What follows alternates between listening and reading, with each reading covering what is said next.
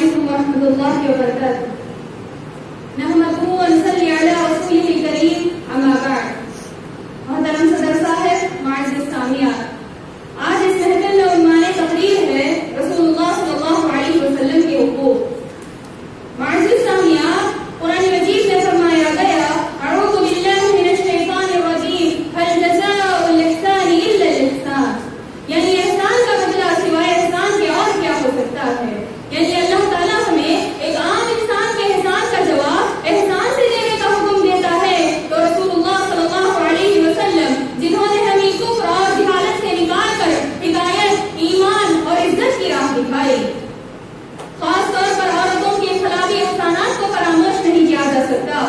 آپ صلی اللہ علیہ وسلم کی تعلیمات کے بعد بھی عورت کو ایک پہچان، ایک مقام، ایک احترام ملا. اس سے پہلے وہ معاشرے میں نہ گنی جاتی تھی نہ سمجھی جاتی تھی. کسی نے کیا ہی خوب کہا، وہ دور جاہلیت کی ظلمت مٹی نبی کے دم سے، وہ دور جاہلیت کی ظلمت مٹی نبی کے دم سے. ہر بیٹی آج رحمت ہے جو پر زندہ